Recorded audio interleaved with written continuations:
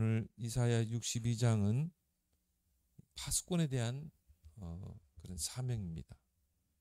그래서 하나님이 저와 여러분들을 성벽 위에 파수꾼으로 세웠다는 것이죠. 파수꾼으로 세웠다면 여러분들이 이제 망대가 돼야 되는 것입니다. 망대를 세워야 그 망대 위에 파수꾼이 서게 되겠죠.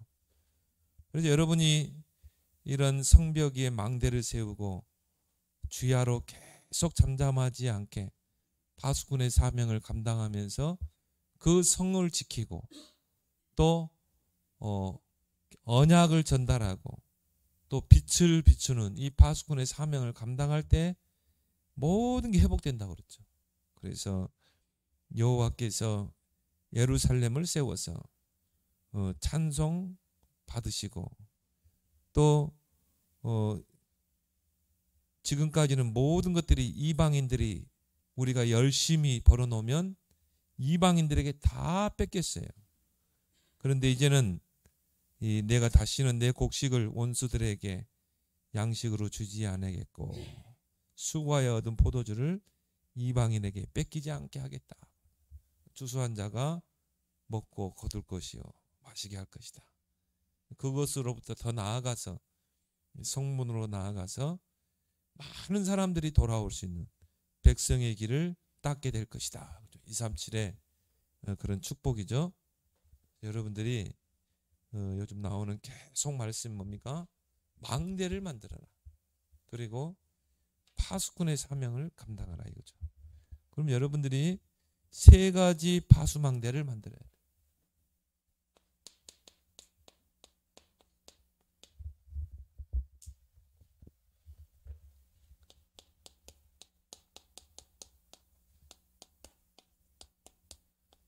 세 가지 파수망대와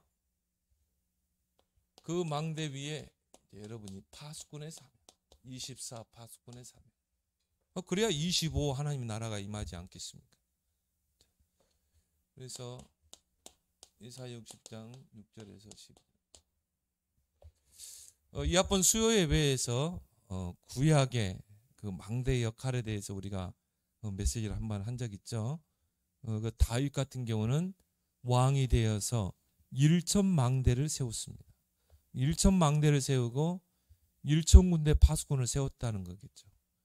그래서 나라를 아주 튼튼하게 세운 왕이 되었고 구약의 하나님께서 망대를 세우라 했는데 그거는 성을 지키기 위해서 성벽을 쌓아놓고 그 파수꾼이 지키지 않으면 어떻게 되겠습니까? 적이 그 성벽을 넘고 성 안에 있는 사람들 다 살고 가겠죠. 그래서 성벽 위에 높은 망대를 세우고 망대 위에 파수꾼을 세워서 성을 지키는 것입니다. 또 성 안에 백성들에게 전달하는 것이죠. 빛을 발하는 것이죠. 이게 바로 이 망대예요. 또 그때는 목축업이 하는 시대고 또 농경 시대였기 때문에 그 짐승이나 사자나 곰 또 강도들이 와서 양들을 잡아가고 또 이 포도를 뺏어가기 때문에 망대에서 파수꾼이 세워서 그걸 봐야 되죠. 그래서 뭐 강도가 오면은 빨리 피할 수 있도록 이 파수꾼이 잠들어 버리면 안 되죠. 또 경계 지역 국경을 지키는 곳에 망대를 세워서 또 나라의 이 경계를 지키게 하는 그런 중요한 이 이유를 가지고 망대를 하나님께 세우라고 그랬죠. 이제 여러분들이 바로 이 파수망대를 세울 시간표다. 그래서 여러분이 나는 어떤 망대를 세울 것인가? 정말 나는 가정의 망대를 세울 것이다. 나는 산업의 망대를 세울 것이다. 여러분 나름대로 여러분이 기도하면서 그 망대를 세우고 파수꾼의 사명 감당하는 여러분 되길 바랍니다. 그때 오는 축복이 바로 응답 25다. 하나님의 나라 막을 수가 없죠. 그래서 세 가지 파수망대를 만들라고 그랬죠. 첫 번째가 뭡니까? 전도자를 키우는 망대.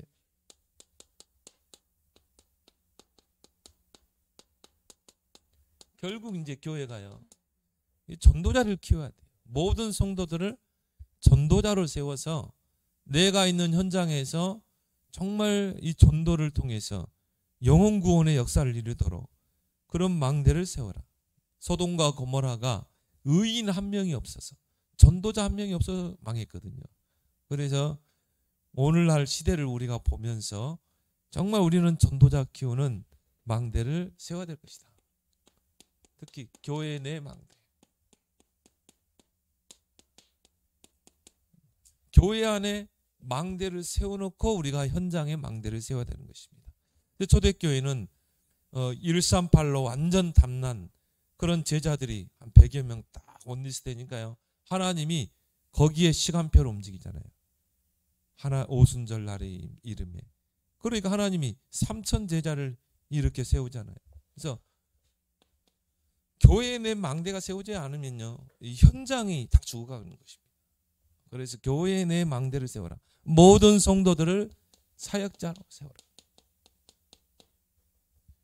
결국은 전 교인들이 사역자가 돼서 내가 있는 현장에서 말씀 운동을 일으킬 수 있어야 되거든요. 여러분이 만나는 사람에게, 내가 직장에 있다, 만나는 사람, 여러분 직장에 있는 동료들을 관계하면서 좋은 관계 맺으면서 시간표를 보면서 구원의 길을 딱 전하고 영접시켜서, 그리고 뭡니까? 양육해서 세워야 되는 거예요. 그러니까 이제 우리 에스더 권사님도 그 군대 여자 청년하고요, 뭐 대면으로 안 되니까 비대면으로 계속 양육하잖아요. 그렇죠? 얼마나 하나님이 그걸 귀하게 보겠습니까? 그런 사역자들을 만들어야 돼요. 그래서 정말 이런 메시지를 가지고 메신저 역할을 감당할 수 있는, 한 사람을 세울 수 있는, 그러면 그 청년이 정말 복음으로 세워지고 전도자로 서게 되면 그 군대 현장에 전도의 큰 문을 열 수 있는 것입니다. 그렇죠? 가는 곳마다 열지 않겠습니까? 그런 비전을 가지고 양육해 나가는 것입니다. 사역자, 말씀 사역자를 세워라. 그래서 초대교회처럼 곳곳에서 말씀 운동을 터뜨려야 돼요. 곳곳에 망대를 세우는 말씀 운동. 다락방이 결국은 망대 세우는 거거든요. 거기를 통해서 이제 제자들이 교회로 몰려드는 거죠. 그런데 초대교회가 3천 제자를 이렇게 세운 것입니다. 산마스타를 세우는 것입니다. 이게 망대입니다. 구원의 길, 개인 양육, 3분을 1분 구원의 길, 3분 구원의 길, 여기에 마스터를 세우는 것입니다. 우리 렘넌트 예배 때 왜 한 명씩 나와서 계속 구원의 길을 하게 합니까? 이게 각인 뿌리 체질을 내려야 되거든요. 그리고 세상을 내보내야 돼요. 그리고 세상을 내보내면요, 진짜 이제 그때 하나님이 들어간 각인된 것이 나오게 돼 있는 것입니다. 이제 진짜 현장이 보이는 거예요. 그러면 들어간 걸 가지고 전달하겠죠. 이게 파수꾼 아닙니까? 파수꾼은 전달하는 거 아니겠습니까? 개인 양육 3원을 이 마스터로 전 교회를 세워야 된다. 요즘 보니까 좀 사모들이 좀 느슨한 것 같아요. 여러분 사모늘 중심 되길 바랍니다. 자, 이제 새롭게 여러분이 시작하시기 바랍니다. 사모늘을 여러분 인생의 중심축으로, 사모늘을 오늘 하루에 내 인생의 중심축으로 딱 삼아보세요. 그래야 여러분들이 만나는 사람을 치유하고 세울 거 아닙니까? 교인들 중에서 사모늘이 안 되면요, 흔들흔들합니다. 환경이 흔들흔들. 사모늘이 되면 흔들리지 않게 돼 있어요. 사모늘은 뭐냐? 삶을 세우는 것이다. 이 사모늘이 된 사람은 삶의 규모가 딱 잡히죠. 그렇죠? 오직 말씀, 기도, 전도 중심이 되니까. 그런 삶의 이 중심이 딱 세워지는 것입니다. 그런 사람 흔들리지 않습니다. 이걸 가지고 이제 오은일조 사도행전 13장에 이런 황금어장 사각지대 재앙지대로 파고 들어갈, 거기서 예비된 사명 찾아 망대를 세울 그런 팀을 세우는 것입니다. 이게 바로 교회 내 망대예요. 그리고 교회 밖 망대를 세우는 것입니다. 교회 내 망대가 세워질 때 교회 밖에 이제 흩어지는 현장에서 망대 세우는 그 일이 일어나는 것입니다. 망대를 세우고 거기에 파수꾼을 세우는 거죠. 가만히 뜯어보면요, 결국 망대는 뭐냐? 다락방이에요. 루디아를 찾아서 그 지역에 시스템을 세우는 것입니다. 지역 다락방. 거기에 조장이 누구예요? 루디아. 그럼 지역 다락방이 결국 망대 아닙니까? 그 지역을 살리는 망대. 그리고 루디아는 누구예요? 파수꾼. 그래서 뭐 어떤 분들은요, 또 뭐 망대 새로운 단어 아니에요. 자, 요 분필을 요렇게도 설명할 수 있고 요렇게 설명할 수 있어요. 요렇게 설명할 수도 있고 또 요렇게도 설명할 수 있고. 근데 결국 요렇게 설명하든 요렇게 설명하든 결국 분필 아닙니까? 여러분 유 목사님의 특성을 빨리 파악해야 돼요. 목사님은요, 결국은 자세히 들여다보면 다락방이거든요. 우리가 다락방 아닙니까? 마가 다락방에서 시작된 그 운동을 회복하자는 거 아닙니까? 근데 이걸 모르면요, 또 새로운 뭔가 아닙니다. 결국은 다락방. 교회 내 시스템이 세워지면 교회 밖에 망대가 세워지게 돼 있어요. 그래서 이거를 또 플랫폼으로 설명했죠. 플랫폼은 뭡니까? 여러분이 이 기차 타는 플랫폼 있잖아요. 그럼 기차를 타려면 뭐 사람들이 그쪽으로 와야 돼요.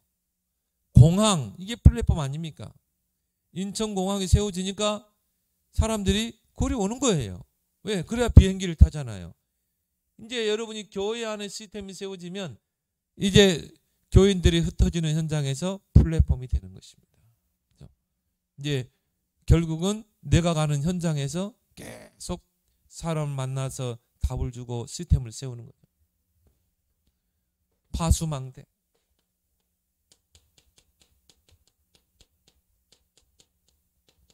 그리고 안테나. 결국 현장에 시스템을 세우는 것입니다. 전도운동을 지속할 시스템. 그래서 플랫폼은 뭡니까? 하나님께서 막 붙이는 거예요. 사람들이 오는 거예요. 답을 주는 거죠. 오는 사람에게 답을 주고 또 쉼을 얻는 것. 이게 플랫폼이다. 여러분을 통해 복음을 답을 얻고 그 사람이 영적 문제가 치유되고 쉼을 얻도록.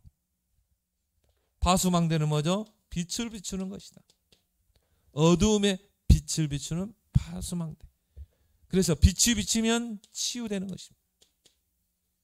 안테나는 뭘 말하죠? 소통. 하나님과 소통하고 모든 사람과 복음으로 소통하는 거죠.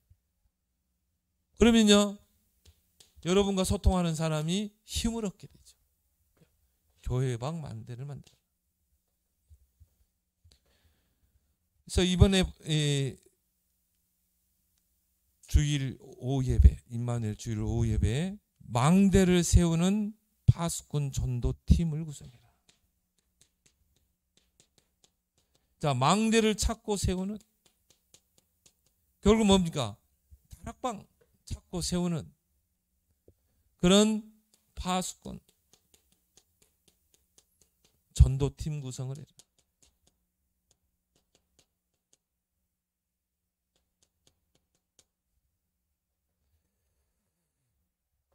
여러분이 진짜요, 이제 우리가 이런 팀을 놓고 기도해야 됩니다. 사단의 역사는 뭡니까? 흩어버리는 거거든요. 그래서 여러분이요, 그런 부분에 내가 경제적으로 어렵다, 진짜 기도해서 하나님 우리 남편을 통해서 모든 경제가 회복되게 해주시오. 오직 전도하는 일에, 제자 키우는 일에 거기에 전무할 수 있도록. 그게 하나님 뜻 아닙니까? 그죠? 그걸 놓고 기도해야 돼요. 사도행전 13장에 보니까 한 팀이 딱 조직되잖아요.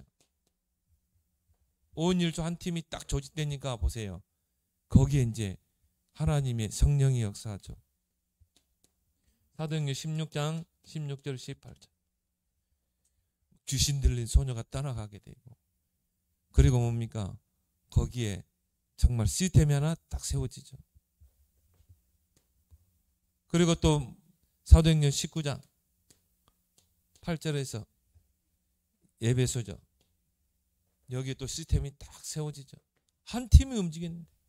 그리고 로마도 보아야 하리라. 로마까지. 로마에서도 증거해야 되리라. 바울아 두려워 말라. 가이사 앞에 서야 하리라. 이 팀 구성이 마게도냐를 넘어서 어디까지 갔습니까? 결국 로마까지 복음하잖아요. 이런 한 팀이 구성됐는데. 그래서 한 팀이 가는 곳마다 제자 찾아서 망대를 세우는 것입니다. 이런 파수망대를 만들어서 거기에 파수꾼을 세우는 것입니다. 두 번째 우리가 세워야 될 망대가 뭡니까? 237. 237을 세우는 망대. 망대를 만들어. 237이 올 수밖에 없도록. 그래서 오늘 보니까 성문으로 나아가라, 나아가라. 백성이 올 길을 닦으라. 237이 올 수 있는 길을 닦으라. 그래서 거친 돌은 뽑아내고 또 깊은 골은 메우고, 그래서 돌을 제하라 그러죠. 237이 와야 되는데 걸림돌이 있어요. 그럼 그걸 빼내야 되죠. 그리고 만민을 위하여 기치를 들으라. 237이 올 수밖에 없는 깃발을 들라는 것입니다. 이게 파수꾼의 사명이다. 그래서 여러분들이 하나님이 행하신 선교의 역사를 좀 볼 필요가 있습니다. 선교의 역사. 이걸 봐야지 하나님의 시간표가 보이게 되고 또 이정표 보이게 되죠. 하나님이 이렇게 인도하셨구나. 그러면 여기에서 내가 뭘 해야 될 것인가? 지금 교회는 뭘 해야 될 것인가? 이게 나오게 되는 것입니다.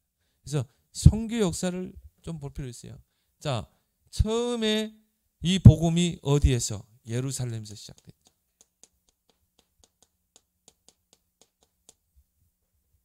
이 복음이 예루살렘부터 시작된 이 복음이 이제 이 사도행전 16장에 보니까 마게도냐로 갔죠. 유럽으로. 그래서 바울은 아시아로 선교 계획을 세웠어요. 그래서 아시아로 계획을 세워서 이제 아시아로 하면 우리 지역 아닙니까? 동양 쪽으로. 그쪽으로 선교 방향을 우선으로 정했거든요. 거기에 대한 모든 준비를 다 했어요. 근데 예수의 영이 허락하지 않는다. 예수께서 그걸 막았다 이 말이에요.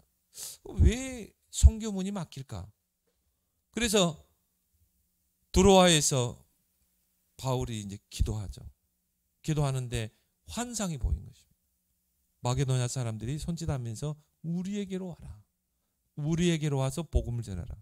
거기서 이제 바울이 하나님은 이 복음이 예루살렘에서 아시아 쪽이 아니라 유럽 쪽으로 가게 합니다. 그렇게 해서 이제 뭡니까? 마게도냐로 선교 방향을 틀게 되죠. 그렇게 해서 들어간 첫 마을이 바로 빌립보인 것입니다. 루디아를 거기서 찾게 되고 또 데살로니가로 가게 되고 야손을 찾게 되고 또 고린도로 가서 브리스길라 부부를 만나게 되죠. 자, 그렇게 유럽으로 이제 이 복음이 로마까지 가게 되죠. 이게 바울이 그토록 로마를 가려고 했던 것이죠. 왜? 그때는 유럽의 강대국 로마가 있었기 때문에. 팍스 로마나 모든 길은 로마를 통해서. 로마가요 강대국으로서 모든 복음이 유럽으로 들어갈 수 있는 모든 준비를 다 했어요. 상로 그리고 군로 모든 걸 다 닦은 것입니다. 그래서 바울이요 죄수의 몸으로까지 갔잖아요. 이걸 알았기 때문에 하나님의 선교의 여정을. 그렇게 해서 바울은 스페인까지 가기로 원했죠. 그래서 스페인까지 가서 자기 생을 마감하려고 했어요. 그래서 어제도 그 세계판 뉴스에 잠깐 나왔죠. 스페인 바로 세네카, 세네카의 고향이요. 그런 걸쭉한 그런 학자들이 다 스페인 출신들이에요. 그 사람들이 로마로 들어가서 로마 황제 밑에서 책사 역할, 그런 역할을 했거든. 그래서 결국 유럽으로 복음이 들어가게 되고, 그래서 우리가 아는 뭐 프랑스, 영국, 독일 이런 나라들이 이제 복음화가 됐죠. 그러다가 이 복음이 이제 어디로 선교 여정이 갔습니까? 아메리카 대륙으로.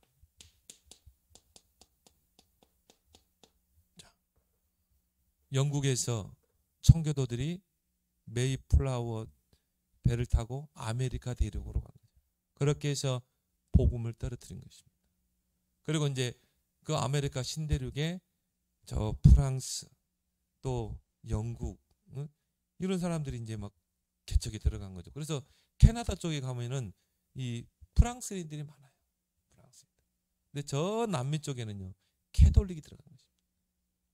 그렇지만 이제 아메리카 대륙에는 개신교, 기독교, 프로테스탄트가 들어간 거죠. 청교도들이 들어간 거죠.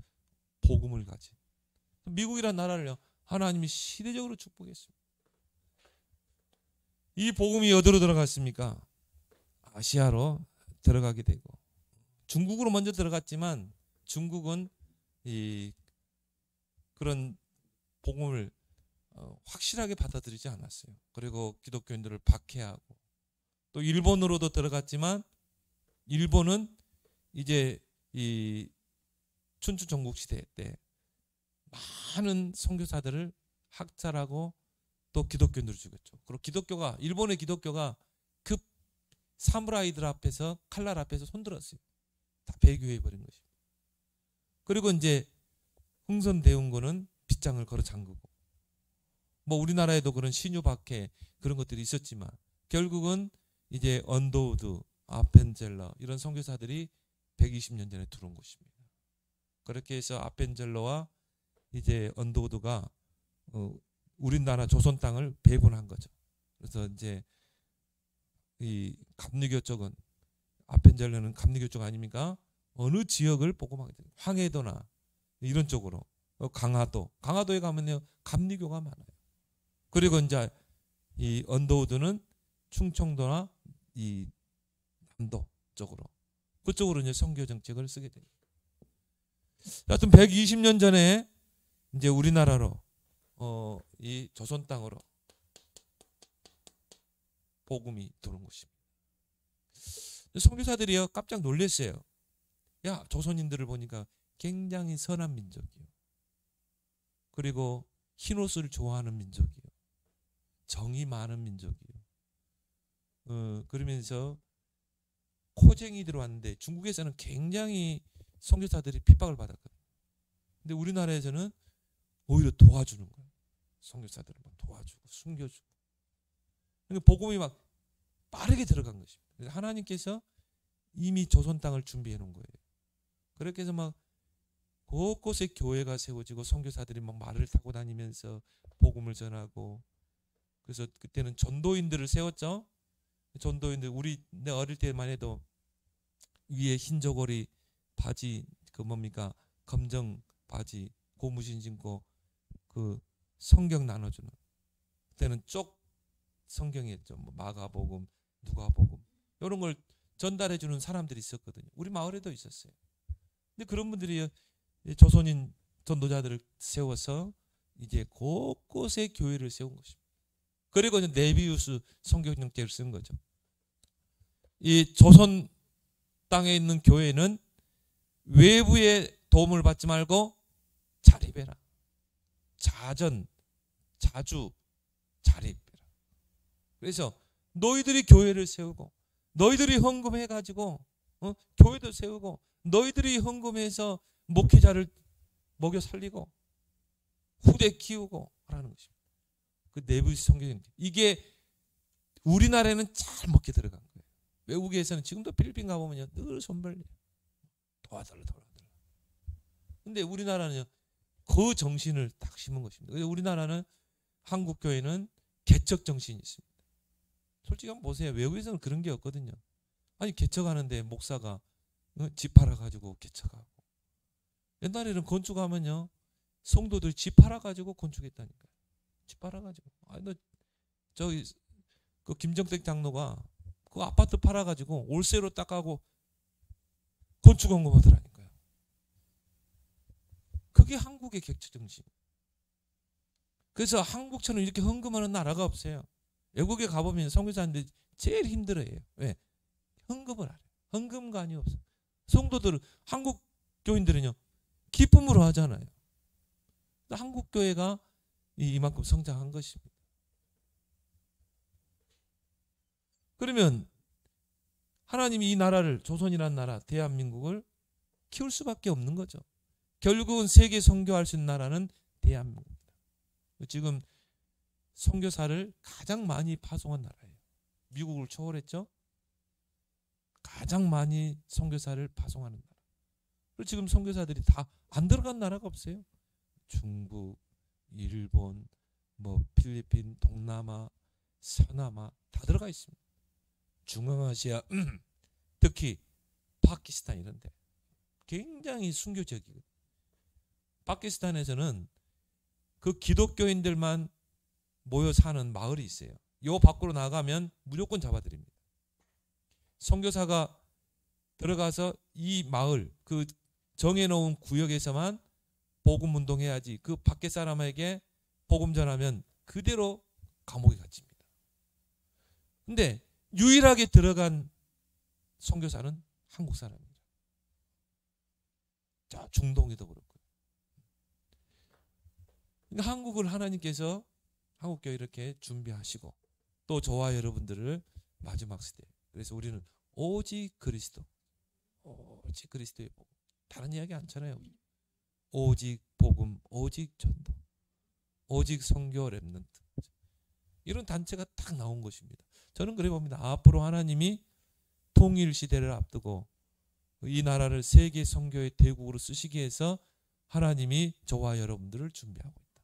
그리고 이제 뭡니까? 렘넌트를 준비하고 있다. 진짜 세계 선교, 세계 복음화는 우리 렘넌트 통해서 이루어지는 것입니다.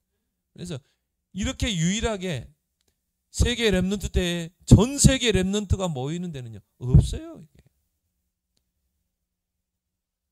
한국이라는 한 장소에 12,000명이 모였다니까요. 그렇게 모인 예가 없는 것입니다. 이걸 누가 하는 거예요? 하나님이 하시는 것입니다. 그 일을 여러분이 수종 들고 있다 이 말이에요. 얼마 여러분이 감사합니까? 여러분이 조금 얘들 부족해 돼요. 안 그래요? 들어간 복음은 반드시 얘들이 세상 나가면 이제 진짜 하나님 일꾼으로 쓰임 받게 돼 있는 것입니다. 그래서 여러분들이 기도하면서, 그렇죠? 여러분들 할 일은 그거예요. 언약 전달하고 기도하는 거. 그렇게 해서 이제 이 복음이 중앙아시아로 또 동남아로 서남아로 들어가서 지금 보니까 또 예루살렘까지 들어갔어요. 러시아에 와 있는 유대인들이 복음 받고 지금 보니까 그들이 다시 고국으로 이스라엘 땅으로 들어가가지고 지금 계속 전도학교 하고 있잖아요. 엊그저께 한 5명이 또 예루살렘 들어가서 전도학교 했죠. 아, 멀지 않았구나. 세상 끝이 언제냐? 유대인들이 우리가 십자가에 못 박았던 그분이 바로 메시아였구나. 우리가 틀린 메시아관을 갖고 있었구나. 그 십자가에 못 박았던 예수가 바로 그리스도 메시아였구나. 그걸 인정하는 날이 옵니다. 그래서 이 예루살렘의 소수의 남은 자들이 구원을 받게 돼요. 그때가 끝입니다. 근데 지금 벌써 복음이 들어가고 있거든요. 그래서 우리가 그거를 이 메시아닉 크리스찬이라고 그러죠. 그들이 핍박 속에서요 신앙생활을 하고 있습니다. 예루살렘에서. 결국은 이 복음이 예루살렘. 그럼 여기서 여러분들이 이제 하나님의 선교 역사를 보면서 시간표, 이정표를 볼 수 있어야 돼요. 그러면 당연히 지금 왜 망대라는 단어가 나오고 70인이라는 단어가 나오고 237 단어가 왜 나옵니까? 우리가 거기에 방향 맞춰야 되거든. 그걸 놓고 기도해야 되거든.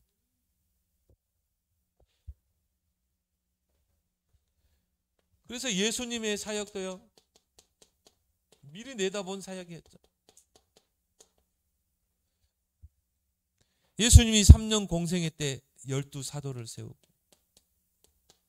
70인 중직자를 세웠죠.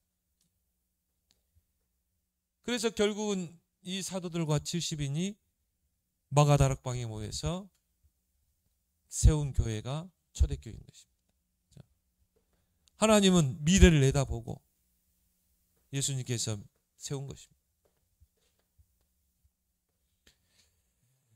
예수님 부활하신 후에 주신 메시지도 그렇고요. 승천 메시지. 너희는 모든 민족으로 제자 삼으라. 만민에게, 온천에 다니는 만민에게 복음을 전파해라.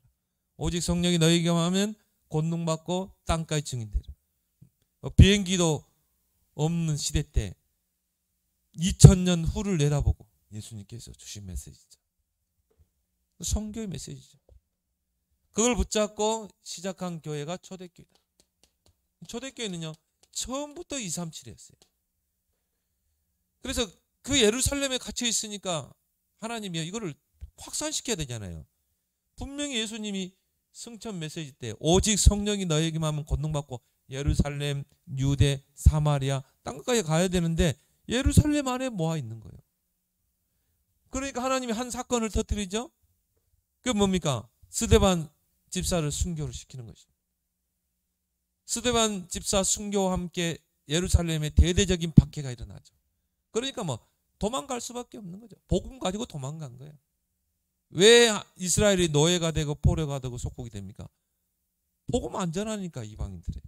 선민사상에 딱 묶이니까 하나님이 사건을 터뜨리는 것입니다. 그래서 스데반의 환란으로 인하여 흩어진 자들이 안디옥에 가서 거기서 헬라인들에게, 이방인들에게 복음을 전한 거예요. 나는 그래서 안디옥 교회는요, 이 구성 멤버가 참 유대인이라는 그 선민사상의 틀을 넘어서 버렸거든요. 그게 쉽지 않았어요. 왜? 베드로도요. 그 이방인 집에서 베드로가 밥 먹었다는 것 때문에 초대교회 지도자들이 비판했거든요. 예수 하는데도 그 유대인의 그 선민사상의 틀을 넘지 못한 것입니다. 근데 이 흩어진 자들이, 소수의 흩어진 자들이 헬라인 이방인들에게 복음을 전합니다. 이거는요 정말 획기적인 사건입니다.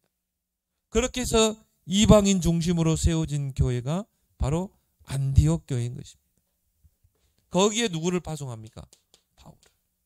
사도행전 9장에 핍박자 바울을 다메섹에서 딱 꺾어가지고 그리고 준비를 시켜서 안디옥 교회로 딱 보내버리죠. 그렇게 해서 바울은 안디옥 교회를 베이스 삼아서 한 팀을 이뤄서 계속 선교 여행을 가게 됩니다.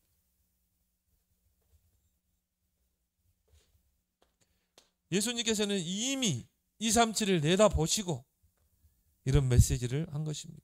그렇다면 여러분들이 이제 237을 세우는 망대를 세워라.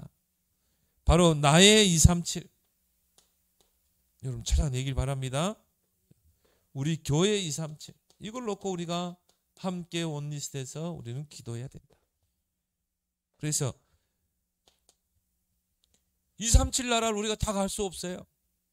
그렇지만 237 나라를 복음화하는 방법이 뭡니까? 와 있는 237.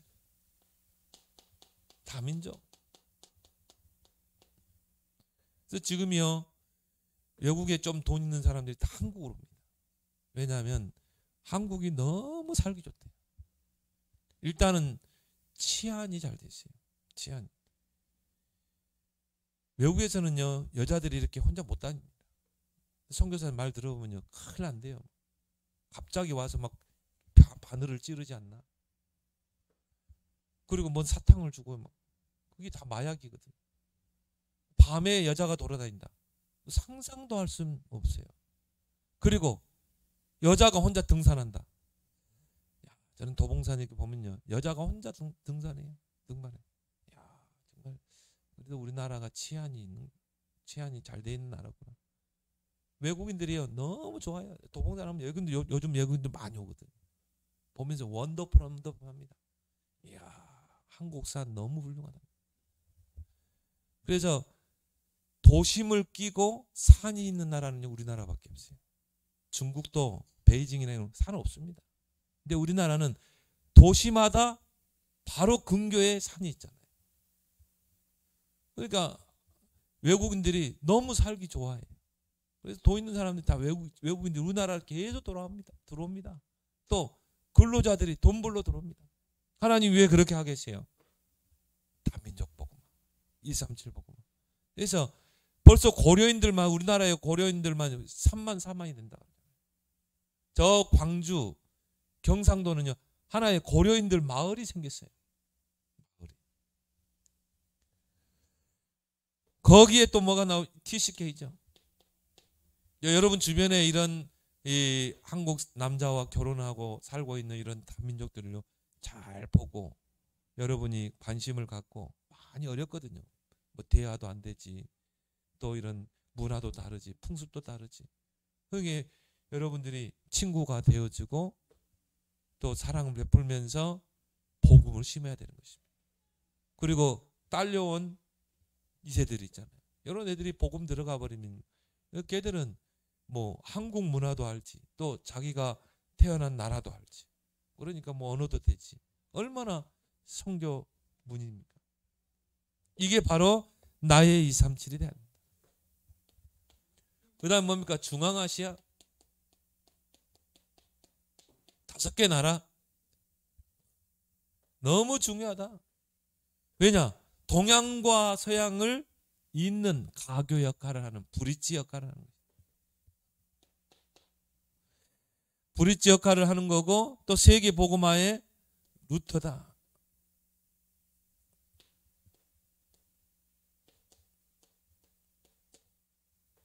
동양과 서양을 잇는 다리 역할.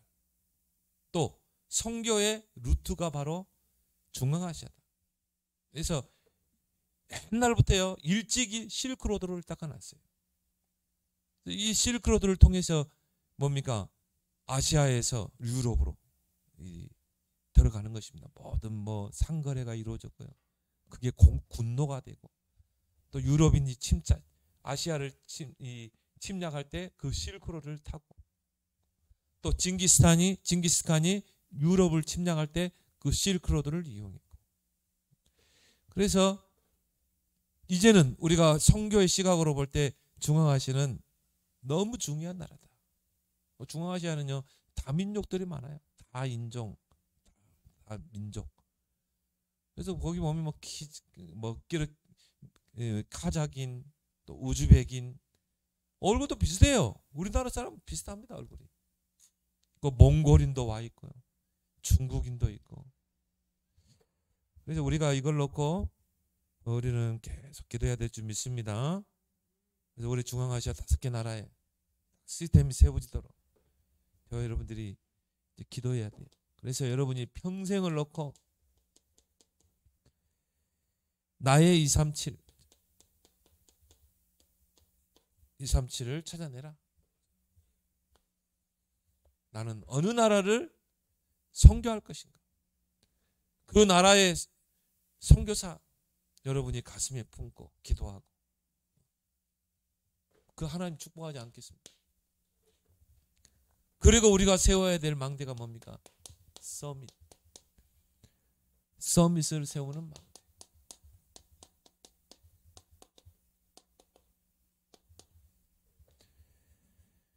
그래서 시급합니다.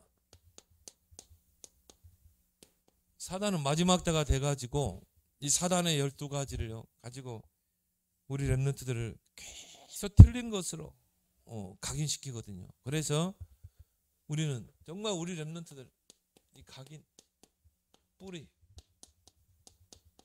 체질, 렘넌트 때 가능한 거 아니겠습니까? 사단도요, 부지런히 그 사단의 내용 12가지를 각인시키겠죠. 우리가 물러서면 안 되겠죠. 우리는 또 부지런히 또 우리는 복음으로, 훈련 속으로 계속 집어넣어야 돼요. 그렇게 해서 각인된 것은 평생 간다. 뿌리 내린 것은 반드시 열매를 맺게 됩니다. 체질된 대로 운명이 결정되게 되어 있어요. 그래서 루터가요, 로마서 1장 17절, 이게 딱 각인되니까 어떻게 합니까? 종교의 계획을 이렇게 했잖아요. 오직 의인은 믿음으로 말미암아 살리라. 그 말씀이 각인되니까 그거 가지고 종교예요. 우리 링컨은 갈라디아 3장 28절, 요게 딱 각인됐거든요. 너희는 유대인이나 헬라인이나 종이나 자유자나 남자나 여자나 다 그리스도 안에서 하나이니라. 이게 각인된 게 결국은 노예 해방을 일으키잖아요.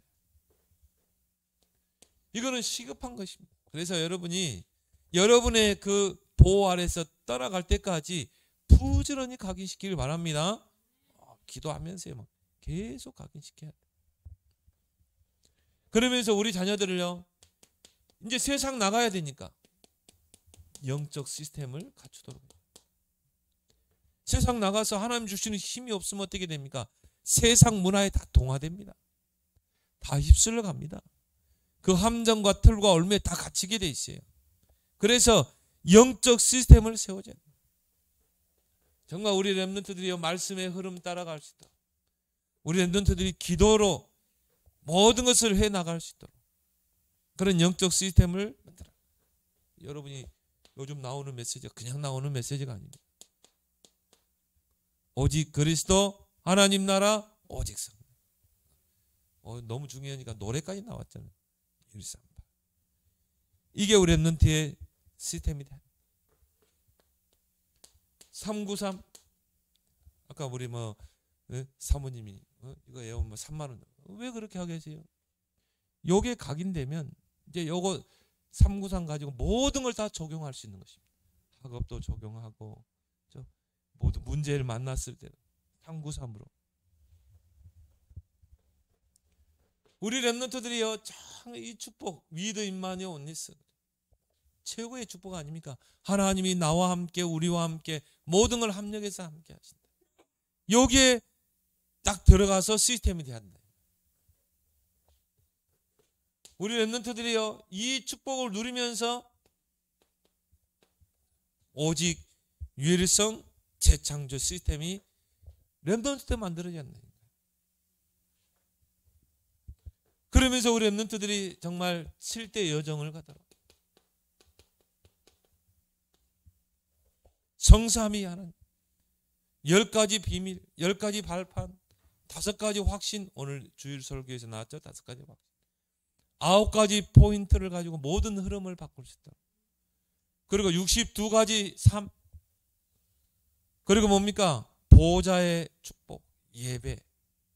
그럼 교회가 얼마나 중요합니까? 예배 하나로 다 끝낼 수 있다.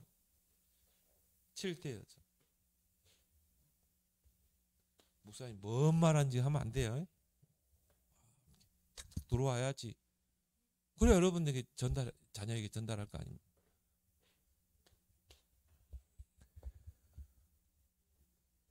그렇게 해서 이제 우리는 서밋 렘넌트를 키워야 되는데, 우리가 이제 앞으로 받아야 될 응답, 이걸 여러분이 기도 제목으로 붙잡아라. 렘넌트 전도하기 세워지다. 다락방, 렘넌트 다락방. 여러분이 바로 진짜 다락방 한번 해보세요. 여러분이 렘넌트를 붙잡고요, 진짜 간식도 먹이면서, 그러면서 길게 할 필요 없어요. 복음 편지 가지고, 구원의 길을 가지고, 그렇게 해서 세우는 것입니다. 여러분 주일날 와서 메시지 한 30-40분 듣고, 이게 렘넌트들이 영적 생활이 안 되게 돼 있어요. 그래서 렘넌트 다락방, 또 렘넌트 미션업, 이 응답을 받아라. 그래서 아예요, 여러분 집에 애들을 초대해 가지고 하룻밤 재우기도 하고, 학교 안 가는 날 이런 공휴일 때 재우면서 그때 같이 자면서 같이 밥 먹이고 간식 먹이고 놀아주고 잘 때 진짜 자기 속에 있는 게 나와요. 숨겨진 것들이 다 나옵니다. 그러면 그들을 품어주면서 우리가 치유해주면 이때 삶이 다 세워지거든. 미션홈은 삶을 세우는 거죠. 금토일 시대를 내라. 금토일 시대. 그래서 여러분이 우리 교회가요, 그런 성전으로 237 치유 서밋 성전이 세워지면 애들 아예 금요일날 불러 모아가지고 거기서 모든 프로그램 다 할 수 있습니다. 여러분이 앞으로 받을 응답 놓고 여러분이 기도하길 바랍니다. 그래서 세 가지 망대 세우는 것 여러분 평생의 언약으로 붙잡고 기도하길 바랍니다. 오늘 주신 말씀 붙잡고 우리 함께 합심으로 기도하겠습니다. 아버지 하나님 은혜를 고맙고 감사합니다.